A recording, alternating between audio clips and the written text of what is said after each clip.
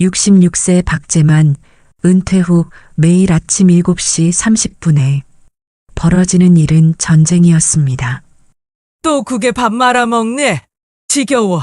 죽겠어. 63세 아내의 날카로운 잔소리에 남편의 가슴이 터질 것 같습니다. 40년 동안 존중받지 못한 채 살아온 이 남성, 과연 무엇이 그를 이토록 절망하게 만들었을까요? 매일 반복되는 비교와 무시 속에서 그의 마음은 점점 메말라갔습니다. 다른 집 남편들과 끊임없이 비교당하며 숨조차 막혀옵니다. 그리고 마침내 그날 아침 40년 결혼 생활을 송두리째 흔들 폭탄 선언이 터져 나올 것입니다. 가족들이 모두 얼어붙을 그 한마디는 과연 무엇일까요? 평생을 함께한 가족을 등지고라도 찾고 싶었던 그 한 가지는 무엇이었을까요? 황혼 나이에 모든 걸 버리고 떠난 이 남성의 충격적인 선택이 시작됩니다. 이야기 시작하기 전 구독 버튼을 눌러주세요. 물론 무료예요. 그럼 시작하겠습니다. 안녕하세요. 저는 박재만이에요. 올해 66세가 된 평범한 가장이었습니다. 아니, 이제는 가장이라고 부르기도 민망하죠. 회사에서 은퇴한 지 벌써 1년이 넘었거든요. 그날도 평소와 다르지 않은 아침이었어요. 7시 30분, 정확히 매일 같은 시간에 일어나서 거실로 나갔습니다. 아내가 차려준 아침상이 식탁 위에 놓여 있었죠. 된장찌개, 김치, 계란말이. 40년 동안 거의 바뀌지 않은 메뉴였어요. 또 국에 밥 말아 먹네. 제가 숟가락을 들자마자 아내 입에서 나온 첫 마디였어요. 저는 어렸을 때부터 국에 밥을 말아 먹는 습관이 있었거든요. 할머니께서 그렇게 해주셨고 저에게는 자연스러운 일이었습니다. 지겨워 죽겠어. 몇 번을 말해도 못 고치네. 아내는 제 앞에 앉아서 계속 중얼거렸어요. 저는 대답하지 않고 그냥 밥을 먹었습니다. 대답하면 더 길어질 게 뻔했거든요.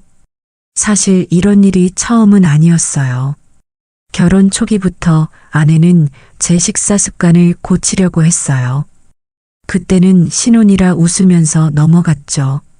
하지만 몇 년이 지나도 몇십 년이 지나도 똑같은 말을 반복하더라고요. 옆집 김 씨는 은퇴하고 나서 부인이랑 여행도 다니고 취미 생활도 한다던데. 당신은 하루 종일 집에서 뭐해? 또 시작이구나. 저는 속으로 한숨을 쉬었어요. 다른 집 남편과 저를 비교하는 것도 일상이 된 지 오래였죠. 김 씨는 골프도 치고 등산 모임도 나간다던데. 당신은 친구도 없어? 친구 있어. 누구? 회사 동료들? 그 사람들이야 인사치레로 만나는 거지. 진짜 친구가 어디 있어? 맞는 말이었어요. 회사 다닐 때는 동료들과 어울렸지만 은퇴하고 나니 연락하는 사람이 거의 없었거든요. 모두들 각자 바쁘게 살고 있었죠. 월 한두 번 만나는 동창들도 있었지만 그들도 대부분 아직 일을 하거나 손주 돌보느라 바빴어요. 저처럼 할 일 없이 집에서 빈둥거리는 사람은 별로 없었죠. 이 씨 남편은 택시라도 몬다던데. 당신은 뭘 할 줄 아는 게 있어? 저는 숟가락을 놓고 아내를 바라봤어요. 40년 동안 이 집을 위해서 일했습니다. 새벽 6시에 일어나서 밤 10시에 집에 들어오는 생활을 반복했죠. 주말에도 회사 일로 나가는 날이 많았어요. 그때는 회사에서 인정받는 직원이었어요. 성실하고 책임감 있다는 평가를 받았죠. 하지만 집에 와서는 그런 인정을 받아본 적이 없었어요. 당신이 번 돈으로 이 집 샀어? 내가 부모님한테 받은 돈으로 계약금 냈고 당신 월급으로 겨우겨우 대출 갚은 거잖아. 아내의 목소리가 점점 날카로워졌어요. 저는 더 이상 대답할 기운이 없었습니다. 실제로 집 계약서를 보면 아내 명의였어요. 결혼할 때 장인어른께서 주신 돈이 밑바탕이었거든요. 저는 그저 월급으로 대출금을 갚고 생활비를 댔을 뿐이었죠. 하지만 그 돈을 벌기 위해서 얼마나 많은 희생을 했는지 아내는 모르는 것 같았어요. 승진을 위해 밤늦게까지 일하고 주말에도 출근하고 회식도 빼먹지 않으려고 노력했어요. 가족들의 생활 수준을 유지하기 위해서 말이에요. 애들 교육비도 내가 알아서 다 관리했고 집안일도 다 내가 했지. 당신은 돈만 갖다 주면 끝인 줄 알았잖아. 그래도 그 돈은 내가 번 거야. 번 게 아니라 받은 거지. 회사에서 월급 받아온 게 자랑이야? 이런 대화가 거의 매일 반복되었어요. 처음에는 그냥 넘어갔죠. 아내도 집안일 하느라 스트레스 받으니까 그러는 거라고 생각했어요. 하지만 은퇴하고 나서는 상황이 달라졌어요. 집에 있는 시간이 늘어나니까 이런 일이 더 자주 반복됐거든요. 아침부터 저녁까지 집에 있으니 아내 입장에서는 더 거슬렸던 것 같아요. 특히 오후 시간이 가장 힘들었어요.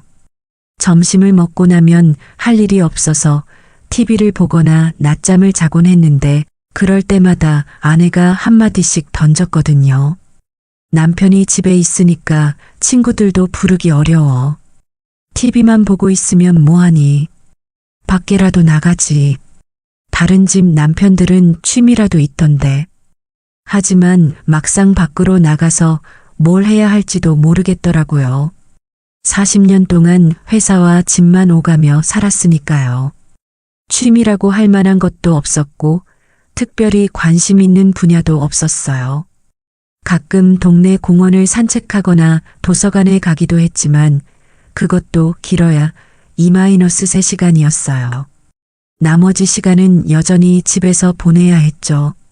친구들이랑 만나서 뭐해? 술만 마시지? 가끔 만나서 이야기하고 밥 먹고 그래. 이야기가 뭐? 옛날 얘기만 하지. 미래에 대한 계획은 있어? 앞으로 뭐하고 살 거야? 저도 그게 고민이었어요.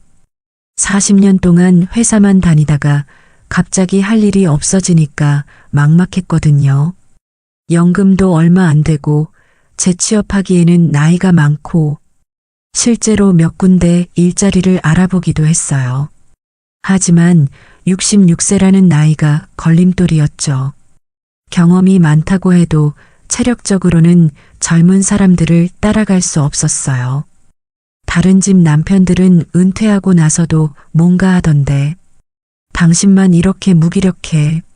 무기력하다는 말이 가슴을 찔렀어요. 저도 뭔가 하고 싶었어요. 하지만 뭘 해야 할지, 어떻게 시작해야 할지 모르겠더라고요.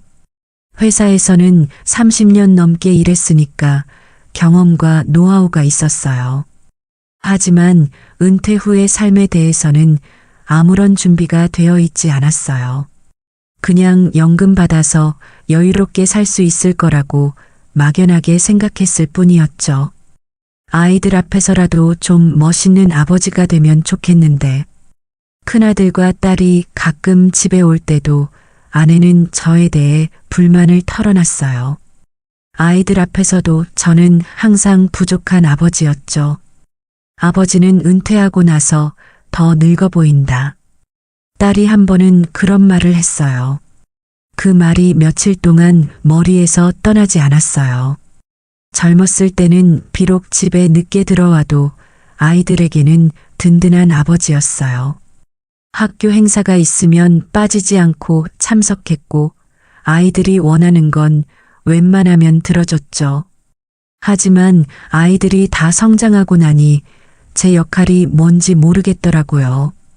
경제적인 부양은 여전히 하고 있지만 그것만으로는 아버지로서의 존재감을 느끼기 어려웠어요. 다른 아버지들은 취미도 있고 활동적인데 저도 뭔가 해보고 싶어요. 뭘? 구체적으로 뭘 하고 싶은데? 막상 물어보니까 대답할 말이 없었어요. 그냥 막연하게 뭔가 하고 싶다는 생각만 있었지 구체적인 계획은 없었거든요. 사실 젊었을 때 하고 싶었던 게 몇 가지 있었어요. 사진 찍기, 등산, 독서. 하지만 바쁜 직장 생활 때문에 미뤄두기만 했죠. 이제 시간은 있는데 어디서부터 시작해야 할지 엄두가 나지 않았어요.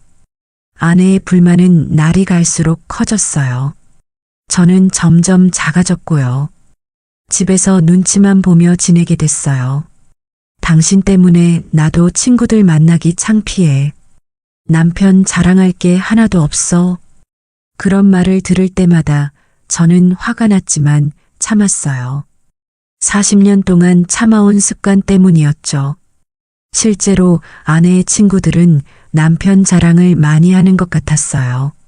누구는 은퇴 후에 사업을 시작했다. 누구는 여행을 다닌다. 누구는 손주 돌보느라 바쁘다. 그런 이야기들이 아내에게는 부러움과 동시에 스트레스였을 거예요. 하지만 그날 아침은 달랐어요. 평소보다 아내의 목소리가 더 차갑게 느껴졌어요. 그리고 저 자신이 정말 한심하게 느껴졌어요. 당신이 이렇게 사는 게 나한테는 스트레스야. 나도 내 인생이 있다고. 아내가 마지막으로 던진 말이었어요. 저는 더 이상 밥을 먹을 수가 없었어요. 숟가락을 탁 내려놓았어요. 그 순간 40년 동안 쌓여온 모든 감정이 한꺼번에 올라왔어요. 분노, 서러움, 절망감. 이런 감정들이 가슴 속에서 폭발할 것 같았어요. 저는 아내를 똑바로 바라봤어요. 아내도 저를 보더라고요. 뭔가 평소와 다르다는 걸 느꼈을 거예요. 그때 저는 마음속으로 결심했어요. 이제는 더 이상 이렇게 살 수 없다고. 존중받지 못하는 삶은 의미가 없다고. 40년 동안 참아온 것들이 이제는 한계에 다다랐다는 걸 깨달았어요. 식탁 위에 밥그릇이 그대로 남아 있었지만 저는 더 이상 먹지 않았어요. 아내도 말이 없었어요. 뭔가 분위기가 심상치 않다는 걸 느꼈을 거예요. 그 아침이 저희 부부에게는 돌이킬 수 없는 변화의 시작이었어요. 40년 결혼 생활의 마지막 밥상이 될지도 모른다는 생각이 들었어요. 그날 밥을 다 먹지 못한 채 하루를 보냈어요. 오후에는 근처 공원을 혼자 걸으며 생각을 정리했어요. 정말 이혼을 해야 하는 건지 다른 방법은 없는 건지 고민했죠. 공원 벤치에 앉아서 지나가는 사람들을 봤어요. 손을 잡고 걷는 노부부도 있었고 강아지를 산책시키는 혼자 사는 어르신도 있었어요. 어떤 삶이 더 행복한 걸까 생각해 봤지만 답은 나오지 않았어요. 하지만 한 가지는 확실했어요. 지금처럼 살아서는 안 된다는 거였어요. 저녁 때가 되어서야 저는 용기를 냈어요. 아내가 설거지를 하고 있을 때 거실에서 불렀어요. 여보, 잠깐 이야기 좀 하자. 아내가 고개를 돌렸어요. 평소 제가 먼저 대화를 요청하는 일이 별로 없었거든요. 무슨 얘기? 앉아봐. 아내는 의아한 표정으로 소파에 앉았어요. 저도 맞은편에 앉았어요. 한동안 침묵이 흘렀어요. 이제는 못 살겠다. 제가 먼저 입을 열었어요. 아내의 눈이 커졌어요. 뭐가? 우리 이혼하자. 순간 거실이 조용해졌어요. 벽시계 소리만 똑딱똑딱 들렸어요. 아내는 저를 빤히 바라보더니 갑자기 웃었어요. 이혼? 비웃는 듯한 웃음이었어요. 갑자기 웬 이혼 타령이야? 나이 들어서 치매라도 왔어? 진심이야. 제 목소리는 흔들리지 않았어요. 오랫동안 생각한 일이었거든요. 진심이라고? 가진 것도 없는 사람이 이혼을 해? 어디 가서 어떻게 살려고? 아내의 목소리가 점점 커졌어요. 집도 내 명이고 적금도 내 명이야. 당신 명의로 된 게 뭐가 있어? 맞는 말이었어요. 결혼할 때 아내 부모님이 주신 돈으로 집을 샀고 그 뒤로도 집안 재산은 대부분 아내가 관리했어요. 저는 월급을 받아와서 생활비로 쓰고 남은 돈은 아내가 알아서 저축하는 식이었죠. 사실 당시에는 그게 자연스럽다고 생각했어요. 아내가 집안일을 다 맡아서 하니까 돈 관리도 아내가 하는 게 효율적이라고 여겼거든요. 하지만 지금 와서 보니 제 이름으로 된 재산이 거의 없더라고요. 그래도 더 이상은 못 살겠어. 못 살겠다고? 뭐가 그렇게 못 살겠다는 거야? 밥 해주고, 빨래 해주고, 집 안 치워주는데 뭐가 불만이야? 존중받고 싶어. 존중? 갑자기 무슨 존중? 아내는 여전히 이해하지 못하는 표정이었어요. 40년 동안 당신한테 무시만 당하고 살았어. 이제는 한계야. 무시? 내가 언제 당신을 무시했어? 매일이야. 매일 다른 집 남편과 비교하고 내가 하는 일은 다 틀렸다고 하고 그게 무시야? 그냥 더 잘하라고 하는 소리지. 우리는 같은 상황을 전혀 다르게 보고 있었어요. 아내에게는 격려였지만 저에게는 모욕이었던 거죠. 생각해보니 결혼 초기부터 이런 패턴이었어요. 아내는 자신이 저를 위해서 충고하고 있다고 생각했고 저는 그저 참고 넘어갔죠. 하지만 그런 일들이 쌓이고 쌓여서 이제는 감당할 수 없는 수준이 되었어요. 앞으로 남은 시간이라도 사람답게 살고 싶어? 사람답게? 지금까지 사람답게 살지 않았다는 거야? 당신 눈치 보지 않고 살고 싶다고. 아내의 얼굴이 굳어졌어요. 제가 진심이라는 걸 느꼈을 거예요. 이 나이에 이혼하면 자식들 체면은 뭐가 돼? 우리 딸이 시집간 지 얼마나 됐다고. 체면 얘기가 나왔네요. 아내가 항상 가장 중요하게 여기는 게 체면이었어요. 실제로 우리 주변에는 이혼한 노부부가 거의 없었어요. 다들 겉으로는 평범하게 사는 것처럼 보였죠. 하지만 그 안에서 얼마나 많은 사람들이 저처럼 참고 사는지는 모르는 일이었어요. 체면보다 내 하루가 더 중요해. 당신이 그런 사람인 줄 몰랐네. 가정을 책임져야 할 가장이 이렇게 이기적일 수가 있어? 40년 동안 책임졌어. 이제 내 인생도 생각하고 싶어? 내 인생? 당신 인생이 따로 있어? 우리는 가족이야. 가족이면 서로 존중해야지. 존중하는데 구체적으로 뭘 어떻게 해달라는 거야? 저는 잠시 생각해 봤어요. 사실 구체적으로 뭘 원하는지 명확하지 않았거든요. 그냥 이 답답함에서 벗어나고 싶었어요. 말하는 방식부터 바꿔줬으면 좋겠어. 나도 사람이야. 내가 뭘 어떻게 말했다고?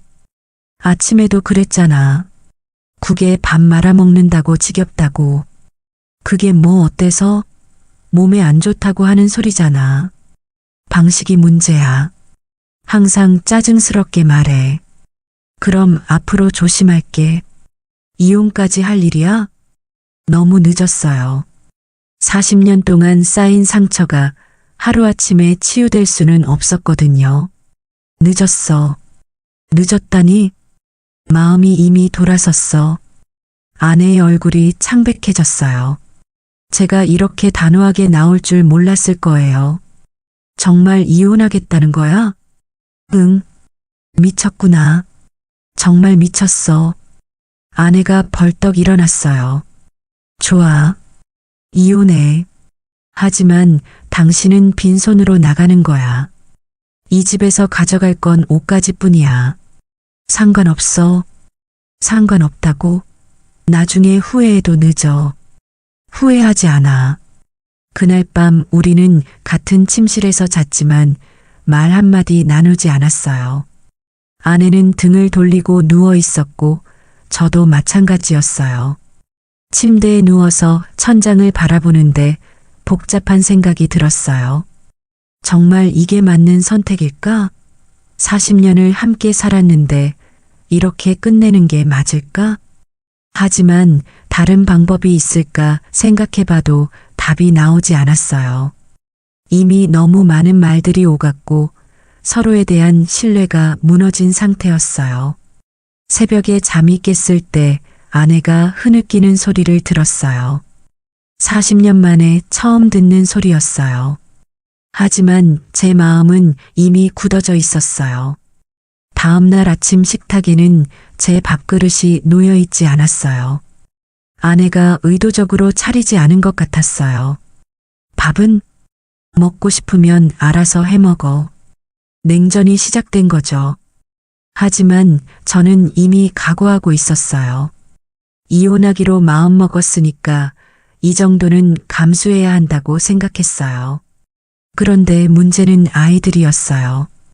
아내가 큰아들에게 전화한 게 분명했어요. 그날 저녁 성민이의 목소리가 심상치 않았거든요.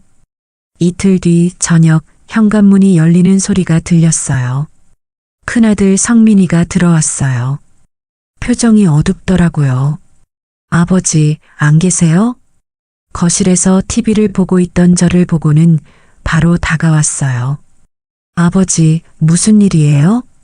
무슨 일이 뭐냐? 어머니가 전화하셨는데요. 이혼하신다고? 아내가 역시 아들에게 말했구나 싶었어요. 아내 목소리가 얼마나 다급했을지 상상이 됐어요. 그런 얘기했지. 정말이세요? 성민이의 목소리에 당황스러움이 묻어났어요. 35세인 아들에게도 부모의 이혼은 충격적인 일이었을 거예요. 정말이다. 왜요? 갑자기 왜 그런 생각을 하세요? 갑자기가 아니야. 오래 생각한 거다. 그때 아내가 부엌에서 나왔어요. 눈이 빨갛게 부어 있었어요. 내 아버지가 이상해졌어. 갑자기 이혼하자고 그래. 어머니, 진정하세요. 아버지도 말씀하세요. 뭐가 문제인지. 성민이는 우리 사이에 서서 중재하려고 했어요. 아들 입장에서는 정말 당황스러웠을 거예요. 평생 보기에는 평범한 부부였으니까요.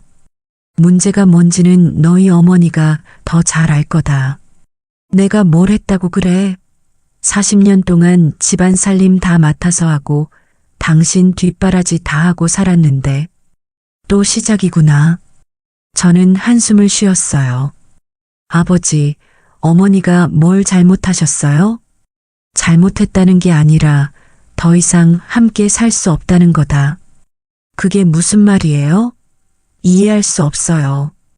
성민이는 정말 이해하지 못하는 것 같았어요. 겉으로 보기에는 평범한 부부였으니까요. 큰 싸움을 한 적도 없었고 외도나 도박 같은 문제도 없었으니까요. 존중받지 못하고 살기 싫어. 존중이요? 어머니가 아버지를 존중 안 하셨어요? 너희들이 볼 때는 모를 거다. 구체적으로 말씀해 보세요. 저는 설명하기 시작했어요. 매일 아침 일어나는 잔소리부터 다른 집과의 비교, 무시하는 말투까지. 하지만 설명하면서도 이게 과연 이혼 사유가 될 수 있을까 의문이 들었어요. 다른 사람들이 보기에는 정말 사소한 일들이었거든요. 하지만 40년 동안 매일 반복되면서 저에게는 큰 상처가 되었어요. 그 정도로 이혼할 일이에요? 어머니도 스트레스 받으시니까 그러시는 거 아니에요? 40년 동안 참았어. 그럼 조금만 더 참으시면 안 돼요? 우리 체면도 생각하시고. 체면 얘기가 또 나왔네요. 아이들도 결국 체면이 중요한 거였어요. 성민이는 회사에서 과장으로 일하고 있었어요. 동료들 중에 부모가 이혼한 사람은 별로 없을 거예요. 그러니까 체면이 걱정될 수밖에 없었겠죠. 체면이 그렇게 중요해? 중요하죠. 아버지가 이혼하시면 우리도 사람들 앞에 얼굴을 들 수가 없어요.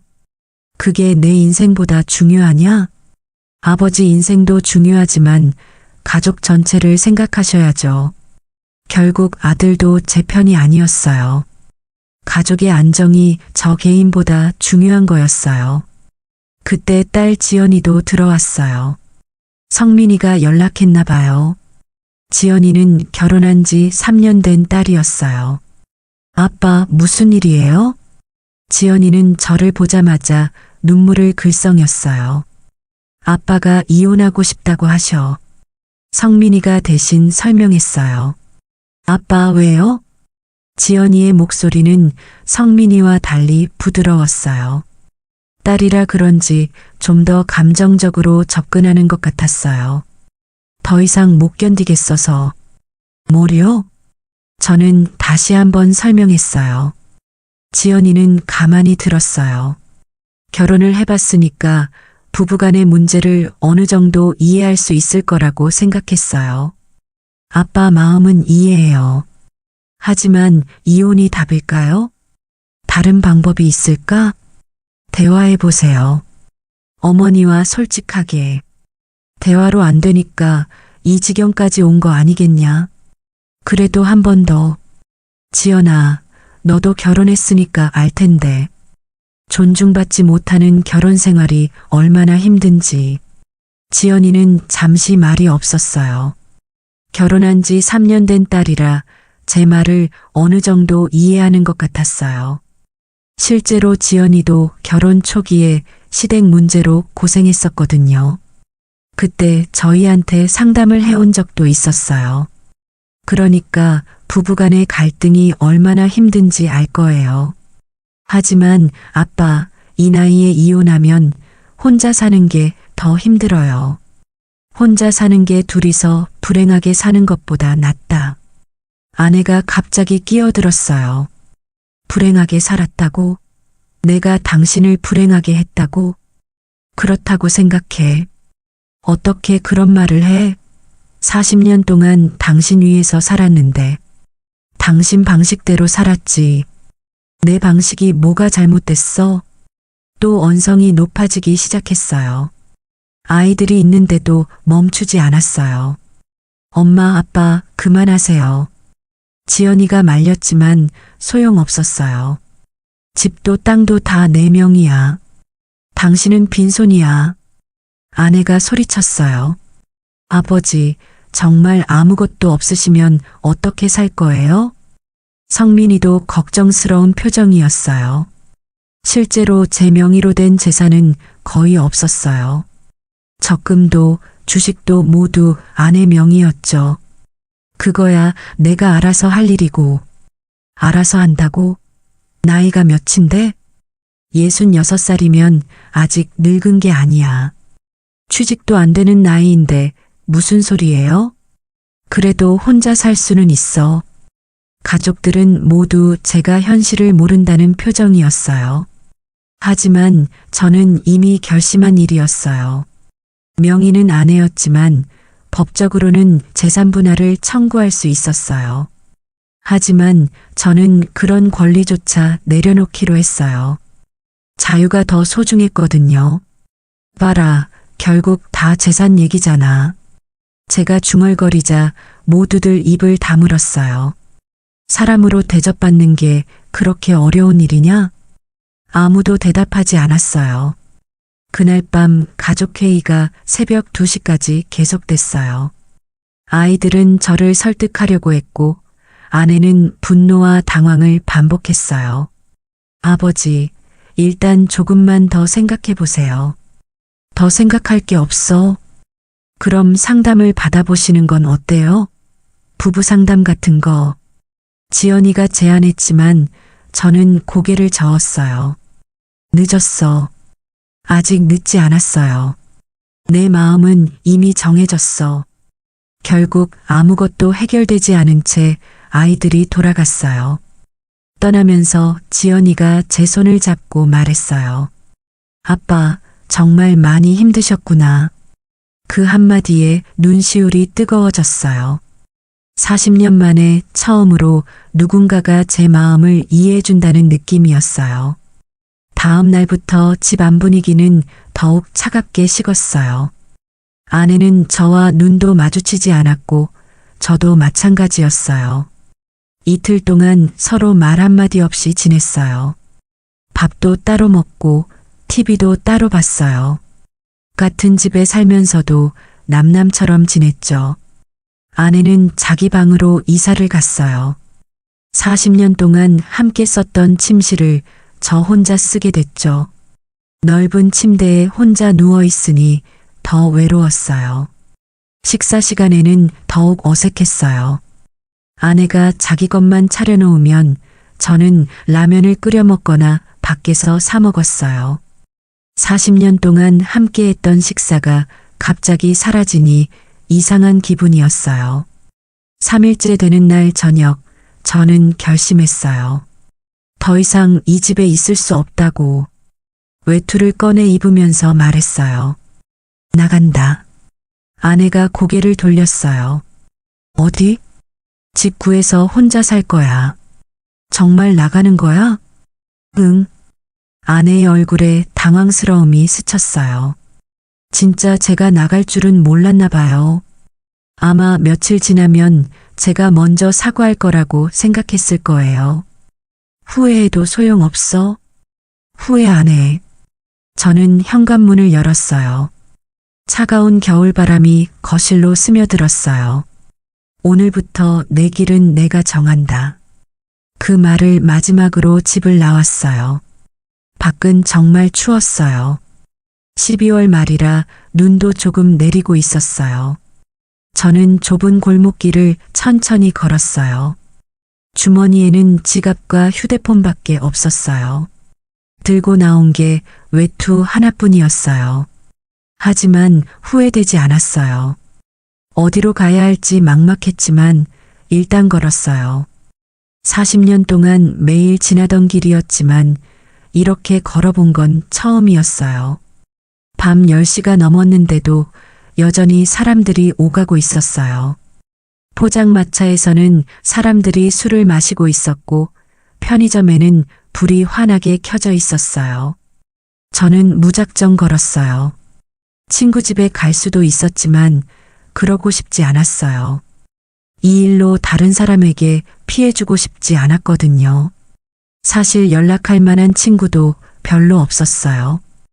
회사 동료들과는 은퇴 후 연락이 끊어졌고 동창들도 가끔씩만 만났거든요.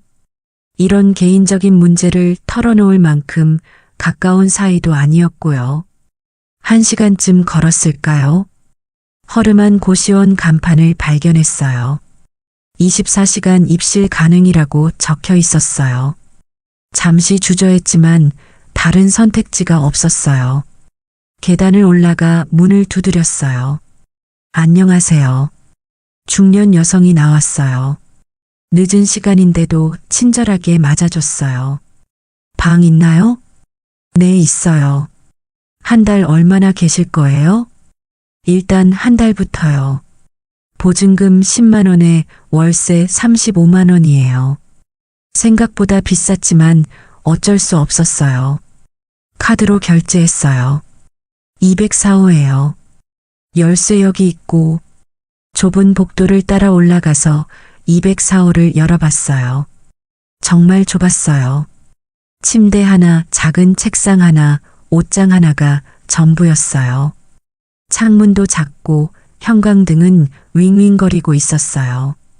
40년 동안 살던 아파트와는 천지 차이였어요. 화장실과 샤워실도 공용이었고 냉장고도 층마다 하나씩 공동으로 사용하는 곳이었어요. 하지만 이상하게 자유로웠어요. 아무도 저를 무시하지 않는 공간이었거든요. 침대에 앉아서 휴대폰을 봤어요. 성민이한테서 전화가 7통, 문자가 3통 와 있었어요. 아내한테서도 전화 2통이 와 있었어요. 하지만 받고 싶지 않았어요. 지금은 혼자 있고 싶었어요. 벽이 얇아서 옆방 소리가 다 들렸어요. 누군가는 전화 통화를 하고 있었고 다른 누군가는 키보드를 두드리고 있었어요. 아래쪽 방에서는 TV 소리도 들렸어요. 저는 침대에 누워서 천장을 바라봤어요. 이게 제 새로운 삶의 시작이구나 싶었어요. 40년 동안 가족을 위해서 살았어요. 아이들 교육비 벌려고, 집 대출 갚으려고, 가족들이 편하게 살 수 있게 하려고. 하지만 정작 저는 행복하지 않았어요. 이제는 저를 위해서 살고 싶었어요. 비록 좁고 초라한 방이지만 제 공간이었어요. 휴대폰이 또 울렸지만 받지 않았어요. 내일부터 새로운 삶을 시작해야 했거든요. 이젠 내 인생을 살아야지. 작은 속삭임이 어둠 속에 스며들었어요. 그날 밤은 잠이 잘 오지 않았어요. 낯선 환경 때문이기도 했고 앞으로에 대한 불안감 때문이기도 했어요. 하지만 후회는 되지 않았어요. 드디어 제 선택을 한 거니까요. 집에서는 제가 나간 뒤 난리가 났다고 들었어요. 다음 날 전 결제 알림 문자를 본 성민이가 고시원 주소를 알아내고 찾아왔거든요. 아버지, 어머니가 밤새 오셨어요. 하지만 저는 돌아갈 생각이 없었어요. 그래서 왔냐? 집으로 돌아가셔야죠. 안 가. 왜요? 어머니가 이제 달라지실 거예요. 40년 동안 그런 말 몇 번 들었는지 아냐? 성민이는 할 말이 없는 것 같았어요. 성민이는 30분 정도 있다가 돌아갔어요.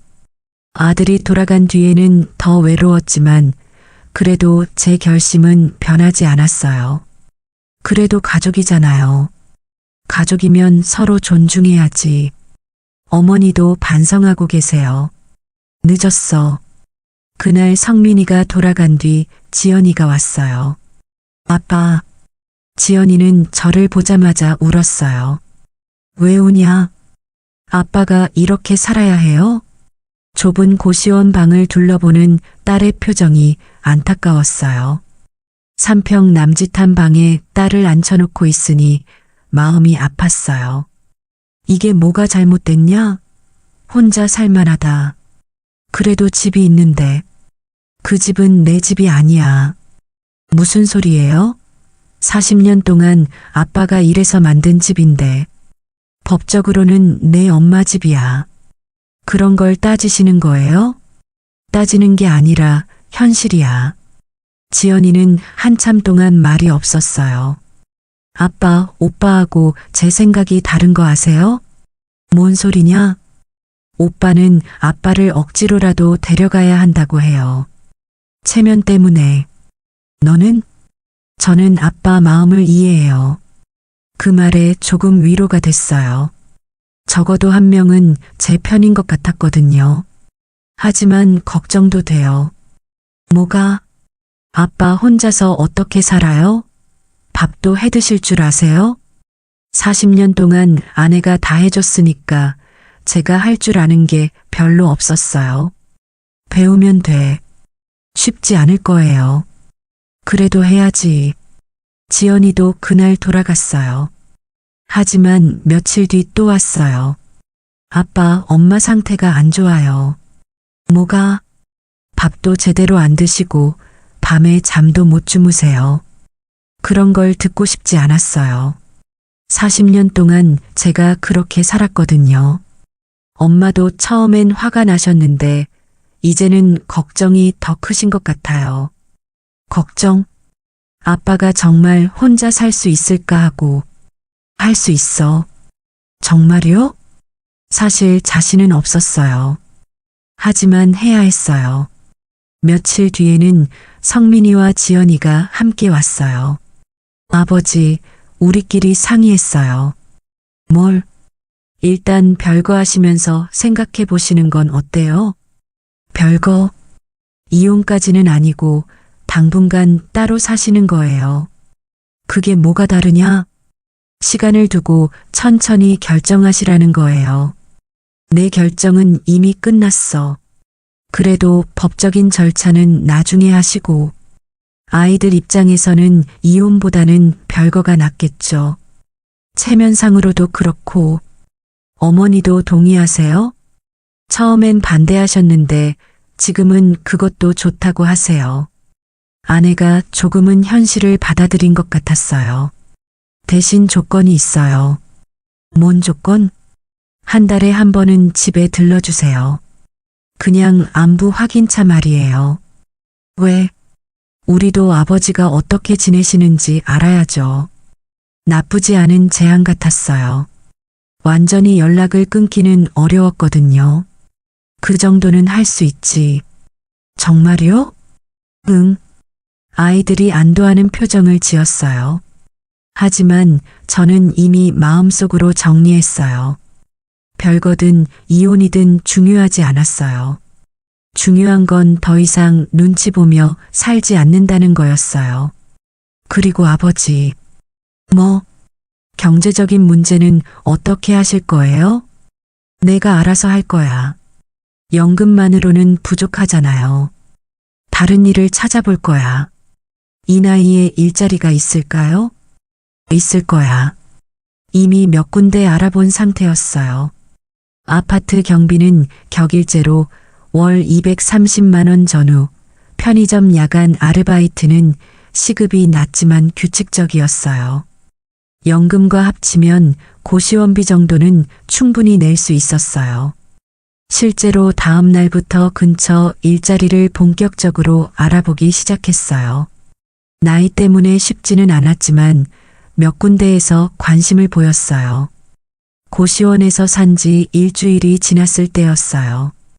저녁 7시쯤 누군가 문을 두드렸어요. 누구세요? 저예요. 아내 목소리였어요. 깜짝 놀랐어요. 어떻게 여기를 찾았을까 했는데 아이들이 알려줬나 봐요. 문을 열자 아내가 서 있었어요. 얼굴이 많이 상해 보였어요. 화장기도 없고 머리도 제대로 정리하지 않은 모습이었어요. 뭐하러 왔어? 잠깐만 얘기하자. 할 얘기 없어. 제발. 아내의 목소리가 떨렸어요. 40년 동안 이런 모습을 본 적이 없었어요. 들어와. 좁은 방에 아내가 들어오니까 더 좁아진 것 같았어요. 아내는 침대 끝에 앉았고 저는 의자에 앉았어요. 이런 데서 어떻게 살아? 살만해. 정말? 정말이야. 아내는 방을 둘러봤어요. 벽에는 곰팡이가 피어 있었고 창문은 제대로 열리지도 않았어요. 공용 화장실 냄새도 복도까지 배어 있었고요. 집으로 돌아가자. 싫어. 왜? 돌아가도 똑같을 거야. 달라질 거야. 몇 번째 하는 소리야? 아내가 고개를 숙였어요. 내가 잘못했어. 지금 와서? 늦었다는 거 알아. 하지만 기회를 한 번만 더 줘. 40년 동안 기회가 얼마나 많았는데. 그때는 몰랐어. 뭘? 당신이 얼마나 힘들어했는지. 처음 듣는 말이었어요. 정말 몰랐어? 몰랐어. 아니, 알면서도 무시했을 수도 있고. 솔직한 말이었어요. 왜? 습관이었나 봐. 당신이 다 참고 살 거라고 생각했어. 40년 동안? 응. 이제 와서 그런 말 해도 소용없어. 알아. 아내가 갑자기 울기 시작했어요. 40년 동안 본 적 없는 모습이었어요. 미안해. 정말 미안해. 저도 마음이 복잡했어요. 미워하고 원망했지만 40년을 함께 살았는데 정이 없을 수가 없잖아요. 하지만 늦었어. 꼭 그래야 해? 응. 혼자 사는 게 그렇게 좋아? 좋다기보다는 편해. 편하다고? 눈치 안 봐도 되니까. 아내가 한동안 말이 없었어요. 나도 당신 눈치 봤어. 거짓말. 정말이야. 당신이 화낼까봐, 당신이 나 떠날까봐. 그래서 먼저 화를 낸 거야? 그런 것 같아. 이상한 대화였어요. 40년 만에 처음으로 솔직하게 얘기하는 것 같았어요. 이제 와서 그런 말해도 안다고. 하지만 말하고 싶었어. 그날 아내는 1시간 정도 있다가 돌아갔어요. 가면서 마지막으로 한 말이 기억에 남아요. 당신이 행복했으면 좋겠어. 그 뒤로 며칠간 아내는 오지 않았어요. 하지만 성민이가 와서 상황을 알려줬어요. 어머니가 많이 달라지셨어요. 어떻게? 잔소리도 안 하시고 혼자 조용히 계세요. 그래. 아버지 걱정만 하시는 것 같아요. 그런 얘기를 듣고 싶지 않았지만 아들이 계속 말했어요. 어머니가 그러시더라고요. 아버지가 맞다고. 뭐가? 존중받지 못하는 결혼 생활은 의미가 없다고. 아내가 그런 말을 했다니 놀라웠어요. 그리고 미안하다고 하시더라고요. 아버지한테 직접 말씀 못 드려서 복잡한 심정이었어요. 40년 동안 듣고 싶었던 말인데 이제 와서 들으니까 더 서럽더라고요. 그래도 아버지는 돌아가실 생각 없으시죠? 없어. 왜요? 어머니가 달라지셨는데. 한번 굳어진 마음은 쉽게 바뀌지 않아. 그럼 영영 이렇게 사실 거예요? 모르겠다. 정말 모르겠었어요. 미래에 대한 계획 같은 건 없었어요. 그냥 오늘 하루하루 살아가는 것만으로도 버거웠거든요. 하지만 며칠 지나면서 고시원 생활에 조금씩 적응하기 시작했어요. 아침에 일어나서 공용 화장실에서 세수하고 1층 편의점에서 간단한 아침을 사 먹고 근처 도서관에서 시간을 보내는 일상이 생겼어요. 고시원에서 산 지 2주가 지났을 때 아내가 다시 찾아왔어요. 이번에는 손에 보온백을 들고 있었어요. 뭐야? 밥 해왔어.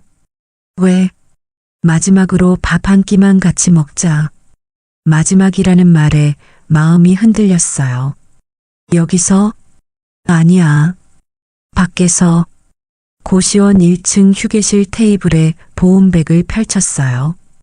제가 좋아하는 반찬들이 들어 있었어요. 계란말이, 멸치볶음, 시금치나물. 밥까지 따뜻하게 데워서 가져왔더라고요. 언제 준비했어? 오늘 아침부터. 왜? 마지막이니까. 우리는 말없이 밥을 먹었어요. 이상하게 맛이 좋았어요. 40년 동안 먹던 맛인데 오늘따라 특별하더라고요. 아내가 직접 만든 계란말이는 정말 오랜만이었어요. 결혼 초기에 자주 해줬던 그 맛 그대로였어요. 멸치볶음도 제가 좋아하는 단짠한 맛으로 만들어 왔고요. 잘 먹고 있어? 응. 편의점 도시락만 먹는다고 지연이가 그러던데.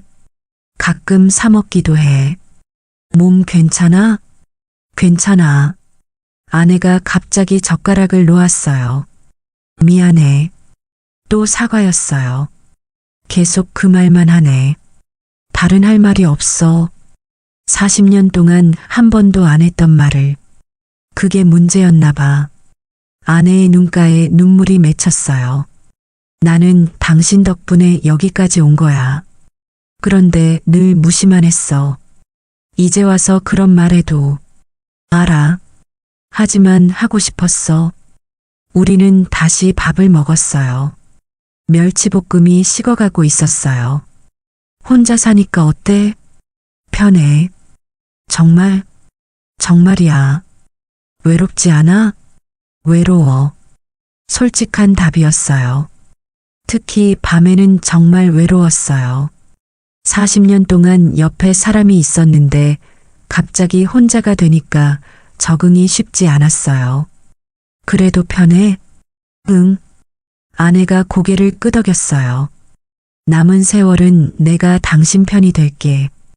뭔 소리야? 이혼하더라도 당신을 나쁘게 얘기 안 할게. 아이들한테도. 그런 약속까지 할 필요는 없었는데. 괜찮아. 아니야. 내가 해야 할 일이야. 아내가 제 손등에 손을 올렸어요. 오랜만에 느끼는 온기였어요. 40년 동안 익숙했던 그 손의 감촉이었어요. 그 말 참 오래 기다렸어. 제가 중얼거렸어요. 뭐, 당신 편이 된다는 말. 늦었지? 많이. 그래도 지금이라도. 지금은 소용없어. 아내의 손이 떨렸어요.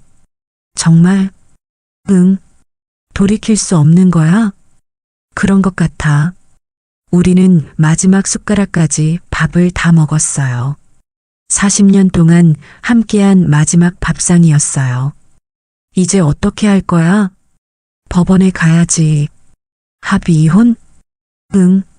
재산 분할은? 필요 없어. 왜? 원래 당신 거잖아. 그래도 됐어. 아내가 보온백을 정리하려고 했지만 제가 먼저 나섰어요. 내가 할게. 고마워. 휴게실을 나오면서 아내가 말했어요. 후회하지 마. 뭘? 당신 선택 안 할 거야. 나도 후회 안 할게. 뭘? 당신 놓아주는 것. 그게 아내와 나눈 마지막 대화였어요. 아내가 떠나고 나서 혼자 휴게실에 앉아 있었어요. 40년의 결혼 생활이 정말 끝나는구나 싶었어요. 서럽기도 하고 안도되기도 했어요. 일주일 뒤 저는 가정법원 접수 창구에 있었어요. 합의 이혼 신청서를 작성하고 있었어요. 서명하시면 됩니다. 담당 직원이 친절하게 안내해 줬어요. 저는 떨리는 손으로 도장을 찍었어요. 숙려 기간은 한 달입니다. 그 기간이 지나면 이혼이 성립돼요. 한 달이요? 네, 미성년 자녀가 없으시니까 한 달이에요. 한 달. 길다면 길고 짧다면 짧은 시간이었어요. 하지만 제 마음은 이미 정해져 있었어요. 법원을 나오니까 햇살이 따뜻했어요. 2월 초라 아직 추웠지만 봄이 오고 있다는 느낌이 들었어요. 고시원으로 돌아가는 길에 공원에 잠시 들렀어요. 벤치에 앉아서 하늘을 바라봤어요. 40년. 정말 긴 시간이었어요. 그 시간 동안 전 가족을 위해서만 살았어요. 제 꿈, 제 행복은 뒷전이었죠. 물론 후회는 없어요. 아이들을 키우고 가정을 꾸리고 사회적 책임을 다한 것은 의미 있는 일이었으니까요. 하지만 이제는 저를 위해서 살고 싶었어요. 비록 늦었지만 남은 시간이라도 제가 원하는 대로 살고 싶었어요. 고시원 방에 돌아와서 창문을 열었어요. 차가운 바람이 들어왔지만 상쾌했어요. 자유로운 바람이었어요. 그동안 몇 군데 일자리를 확실히 정해놨어요. 다음 주부터 근처 아파트 경비 일을 시작하기로 했어요. 격일 근무에 월 230만 원 정도. 연금과 합치면 충분했어요. 편의점 야간 아르바이트도 하나 더 알아뒀어요. 시급은 낮지만 규칙적이고 혼자 있는 시간이 많아서 책도 읽을 수 있다고 했어요. 무엇보다 중요한 건 자유였어요. 아무도 저를 무시하지 않는 것, 눈치 보지 않고 사는 것. 그게 제가 원했던 삶이었어요. 핸드폰이 울렸어요. 지연이에게서 온 문자였어요. 아빠, 잘 지내시죠? 걱정 마세요. 아빠 선택을 지지해요. 딸의 메시지에 눈시울이 뜨거워졌어요. 적어도 한 명은 제 편이구나 싶었어요. 저녁이 되자 고시원 복도가 시끄러워졌어요. 사람들이 들어오는 소리, 전화하는 소리, 요리하는 냄새. 이 모든 게 생동감 있게 느껴졌어요. 혼자 살지만 외롭지 않았어요. 40년 동안 가족과 함께 살면서 느꼈던 외로움보다 훨씬 나았어요. 밤이 깊어가자 고시원이 조용해졌어요. 저는 침대에 누워서 책을 읽었어요. 오랜만에 읽는 책이었어요. 결혼하고 나서는 책 읽을 시간이 없었거든요. 젊었을 때 좋아했던 소설을 다시 읽어보니 새로운 감동이 있었어요. 그때는 몰랐던 인생의 깊이가 느껴졌어요. 새벽 5시쯤 잠에서 깼어요. 창밖을 보니 동이 트고 있었어요. 붉은 햇살이 건물 사이로 스며들고 있었어요. 새로운 하루의 시작이었어요. 아무도 저를 재촉하지 않는 아침이었어요. 언제 일어나도 뭘 먹어도 어디를 가도 자유였어요. 세수를 하고 옷을 갈아입고 밖으로 나갔어요. 새벽 공기가 차갑고 맑았어요. 편의점에서 우유 하나를 사서 천천히 마시며 걸었어요. 출근하는 사람들과 스쳐 지나갔지만 전혀 조급하지 않았어요. 40년 만에 처음으로 여유로운 아침이었어요. 공원에 앉아서 일출을 봤어요. 해가 떠오르면서 세상이 밝아지는 모습이 아름다웠어요. 이제는 누구의 남편도 아닌 온전한 박재만으로 살 수 있다. 그렇게 중얼거리며 새로운 시작을 다짐했어요. 아침 7시가 되자 공원에 운동 나온 사람들이 보이기 시작했어요. 게이트볼을 치는 어르신들, 조깅하는 사람들, 강아지를 산책시키는 사람들, 모두들 자기 생활을 즐기고 있는 것 같았어요. 저도 이제 그런 사람이 될 수 있을 것 같았어요. 아내 눈치 보느라 못했던 것들, 하고 싶었던 것들을 하나씩 해볼 수 있겠죠. 고시원으로 돌아가는 길에 도서관을 발견했어요. 오전 9시 개관이라고 적혀 있더라고요. 내일부터 여기서 시간을 보내는 것도 좋겠다는 생각이 들었어요. 방에 들어와서 간단하게 아침을 먹었어요. 편의점에서 산 김밥과 우유. 40년 동안 먹던 집밥과는 다르지만 나쁘지 않았어요. 무엇보다 아무도 제 식사 습관에 대해 뭐라고 하지 않는다는 게 좋았어요. 국에 밥을 말아 먹든 김치를 많이 먹든 그 누구도 지겹다고 하지 않았어요. 점심시간이 되어서 밖으로 나갔어요. 근처에 괜찮은 식당이 몇 개 있었어요. 혼자 먹기에 부담 없는 곳들이었죠.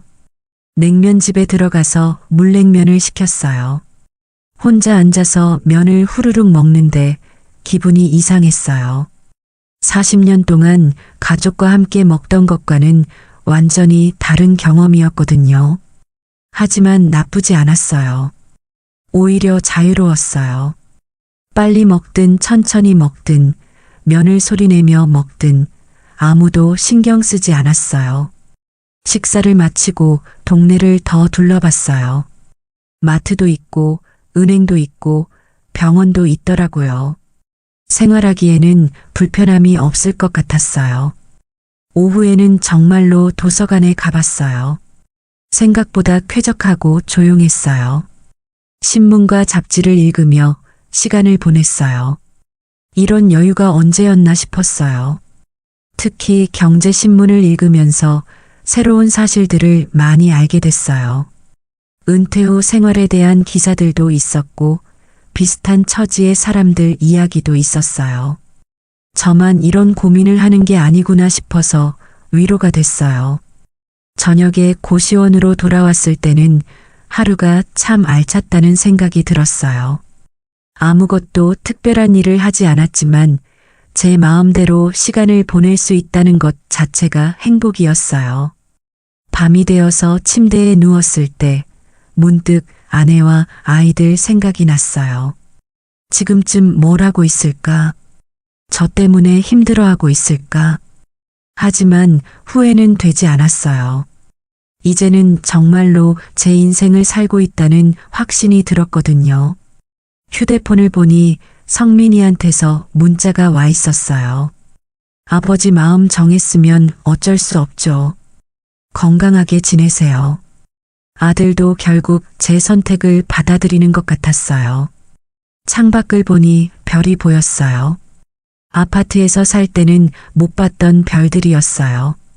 고시원이 높은 층이라 그런가 봐요. 돈이 많지도 않고 화려하지도 않지만 이제는 제 인생이었어요. 누구 눈치 보지 않고 누구에게 무시당하지 않고 제가 원하는 대로 살 수 있는 인생. 황혼의 끝에서 찾은 자유. 비록 늦었지만 저는 드디어 해방된 남자가 되었어요. 앞으로 어떤 일이 기다리고 있을지 모르지만 적어도 지금은 행복했어요. 진짜 제 선택으로 사는 인생이었으니까요. 66세에 시작한 새로운 인생, 어떻게 보셨나요? 나이가 들어서도 존중받고 싶은 마음, 자유롭고 싶은 마음은 누구에게나 있어요. 때로는 용기 있는 선택이 진정한 행복으로 이어지기도 하죠. 물론 쉬운 결정은 아니었을 거예요. 40년이라는 긴 세월을 함께한 가족을 떠나는 건 누구에게나 어려운 일이니까요. 하지만 존중받지 못하는 관계에서는 진정한 행복을 찾기 어려워요. 이 이야기가 비슷한 고민을 하시는 분들에게 작은 위로가 되길 바라요. 인생은 몇 살이든 새롭게 시작할 수 있다는 걸 보여주는 이야기였습니다. 오늘 이야기가 좋으셨다면 구독 버튼 눌러주세요. 저에겐 큰 힘이 됩니다.